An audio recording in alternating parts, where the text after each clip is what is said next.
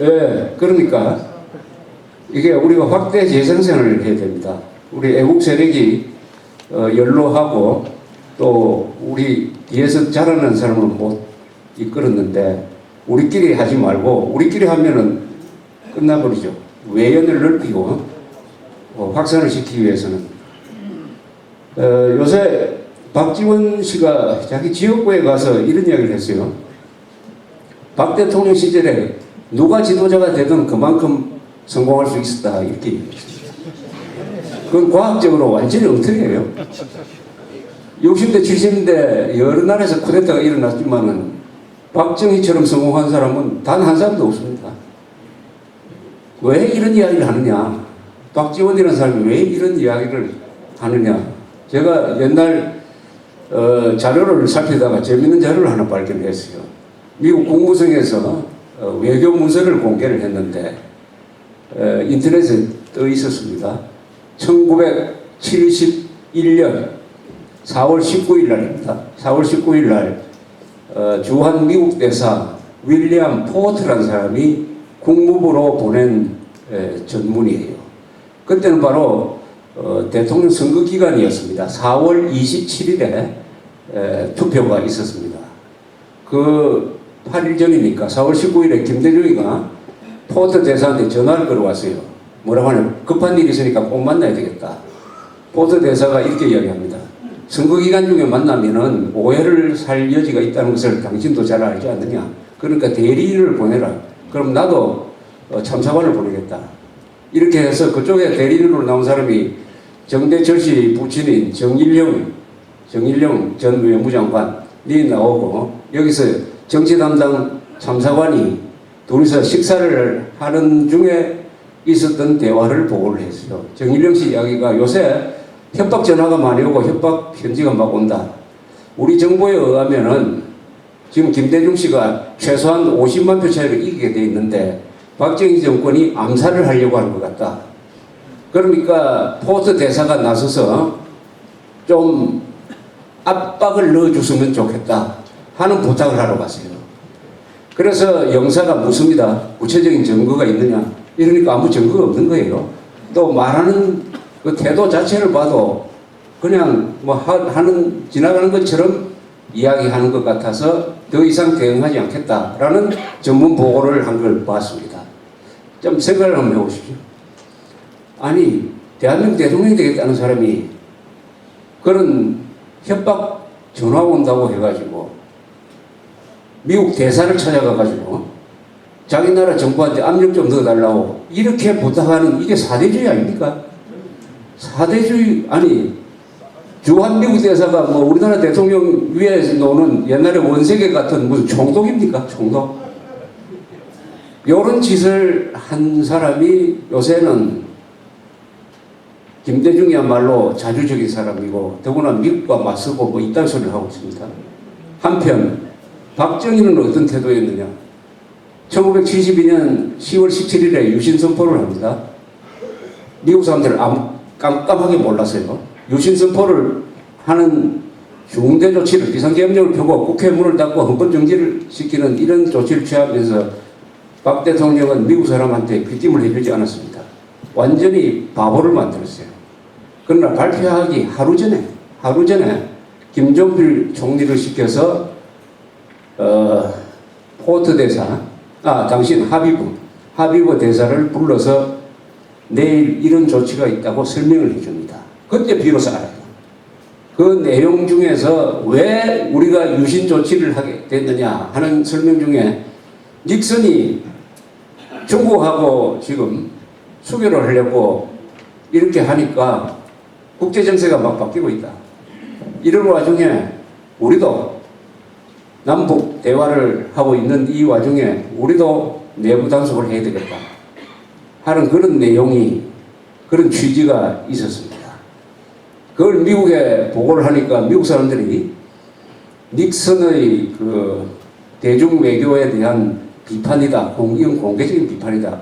만약 이 발언대로 하면은 우리는 유신 조치를 비판하지 않을 수 없다. 그러니까 이 개봉은 반드시 빼달라고 부탁을 해요. 그래서 그걸 빼줍니다. 빼주는 과정.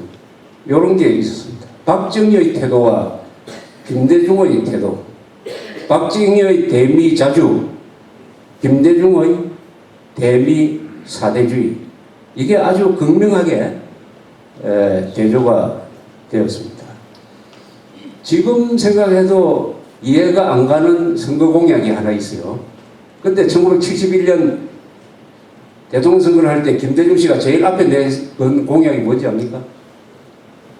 기억 안 납니까? 예비군 폐지죠. 예비군 폐지.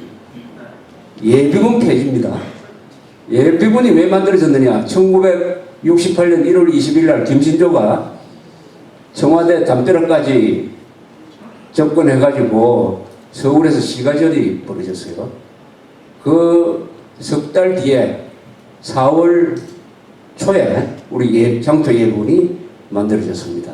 또 그해 가을에 삼척 울진내 무장공비가 침투했을 때 예비군이 자기 향토의 지리를 잘 아니까 작전하는데 매우 도움을 주었습니다.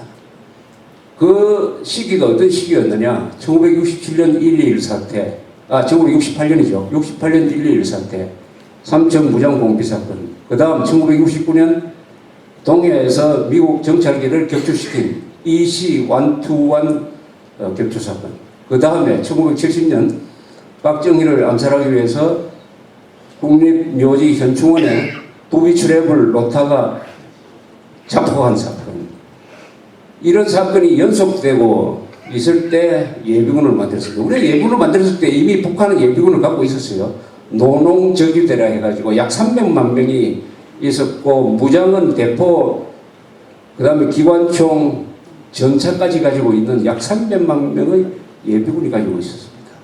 더구나 닉슨 대통령은 괌 닥트린을 발표를 해가지고 아시아에서 손을 좀 떼려고 하는 모습을 보여줬어요. 그래서 월남전선에서 미군을 철수하는 방향으로 잡고, 더구나 한국에 2개 사단이 있던 것 중에서 7사단을 빼겠다고 일방적으로 1970년 70년 중에 박 대통령한테 통보를 했습니다. 박 대통령이 깜짝 놀랐어요. 그래서 그걸 저지하기 위해서 치열한 대닉슨 행정부 외교를 펼치고 있는 이 시점에서 김대중이가 예비군을 폐지하겠다. 예비군을 폐지하겠다. 뭐 예비군 운영상에 여러 가지 문제점이 많았겠죠. 그걸 빌미로 해가지고 예비군 폐지하겠다는 공약을 걸었다. 그때 예비군을 폐지하는 이야기는 여론화되지 않았어요. 그런데 왜 예비군 폐지를 걸었느냐? 왜 그렇겠습니까? 왜 그렇습니까? 박 대통령이 그런 공약을 하는 김대중이를 어떻게 받겠습니까? 한참 적과 싸우고 있는 등에 비수를 꽂는 사람으로 보지 않겠습니까? 그런 게 다 납치 사건과 연관되는 어떤 감정의 기복이죠. 여와 또 비슷한 사건이 언제 있었습니까? 바로 2006년에 북한이 핵실험을 하니까, 핵실험을 하면은 한미 동맹을 강화해가지고 핵 우산을 강화를 해야 될 그 시점에 노무현이는 한미연합사 해체를 강행했어요. 한미연합사 해체. 국가보안법 철폐를 기도를 했습니다. 딱 대한민국하고 북한 정권 사이에서 대한민국이 위기에 빠질 때 딱 북한에 이로운 짓을 해요.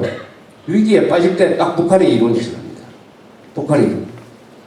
그건 왜냐? 바로 이념의 문제죠. 이념. 노무현 김대중이 가지고 있는 이념이라는 게 바로 그 범인이죠. 범인. 이념이라는 것은 가치관입니다. 가치관. 자기가 하는 행동이 정당하다라고 확신시켜주는 것이 이념입니다. 그러니까 자기 정당성의 확신이 이념이고, 공동체의 이해관계에 대한 자각이라고 했어요. 공동체의 적과 동지가 누구냐 하는 것을 분별하게 해주는 것이 이념인 것입니다. 이 이념이 대한민국 이념과 다르다. 대한민국적 이념과 정반대인 사람이 10년 동안 대통령을 했다. 기적은 그럼에도 대한민국이 적화되지 않았다는 게 기적이죠. 그러나 내년에 무슨 일이 일어날 것이냐 하는 것은 또 다른 차원에서 여러 가지 고민거리를 제공해 주고 있습니다. 내년에 무슨 일이 일어날 것이냐. 지금식으로 복지 포퓰리즘으로 대응을 하고 거기에 편승하기 위해서 한나라당이 발벗고 나서고 대통령은 계속 중도 실용이라는 이 정책을 계속 펴나가면은 어떤 경우가 나오느냐. 중도 정책으로 이념을 파괴를 하고 이념이 파괴되면은 헌법이 무너지는 정도가 아니라 안보가 무너지고 법치의 근거가 상실되죠. 복지 파퓰리즘을 통해서 경제를 결단낸다. 이걸 합산하면은 북한한테 결정적 유리한 결과를 만들어낸다.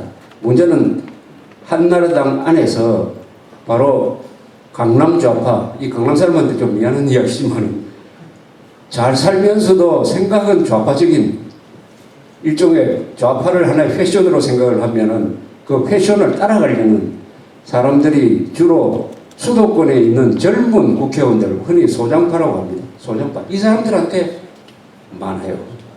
그래서 우리가 흔히 한나라당을 웰빙 정당 뭐 이렇게 하는데 저는 한나라당에 별명을 하나 지었어요. 삼불정당이다. 불효정당이고 불충정당이고 그렇게 했기 때문에 불임정당이다. 정권을 잉태할 수 없는 불임정당이 될 것이다. 불임에 대해서 제가 조사를 해보니까 이런 게 있어요. 암말과 암컷 말과 수컷 당나귀가 교배를 하면은 거기 나오는 게 무슨 동물입니까? 노새죠, 노새. 노새는 그런데 생식 능력이 없어요. 노새는 노새로서 끝납니다. 노새 암놈하고 노새 숭놈하고 붙여줘도 거기서 새끼를 낳지 못해요. 근데 유전학적으로 그게 설명이 됩니다. 왜냐? 노새의 경우에는 양쪽으로부터 받은, 부모로부터 받은 유전자가 완전히 달라요. 너무 달라가지고 이렇게 맞출 수가 없어. 요게 딱 한나라당에 적용되는 겁니다. 한나라당이 중도 정책을 쓰면서 이런 절대로 유전자가 다른 좌와 우를 같이 지금 동거하고 있습니다. 이 정권은 좌우 동거 정권이에요. 말하자면 당나귀하고 말이 동거해서 낳은 새끼가 노새 같은 정당이 지금 한나라당인데 한나라당은 이걸로 끝날 것이다. 한나라당은 정권 재창출 능력이 없을 거라고 생각합니다. 그러면 어떻게 되느냐? 애국 시민들의 이제 대안 찾기를 해야 되죠. 대안 찾기. 대안의 문제가 지금 남아있습니다. 이 부분에 대해서는 앞으로 더 진지하게 한번 논의하는 기회가 있기를 바랍니다. 어쨌든 오늘 법무부 장관님을 모시고 아주 힘이 있는 강연을 듣고 또 대안 그리고 다음 숙제까지 맡으셨으니까 여러 가지로 할 일이 많은데 다음 주에 다시 뵙도록 하겠습니다. 감사합니다.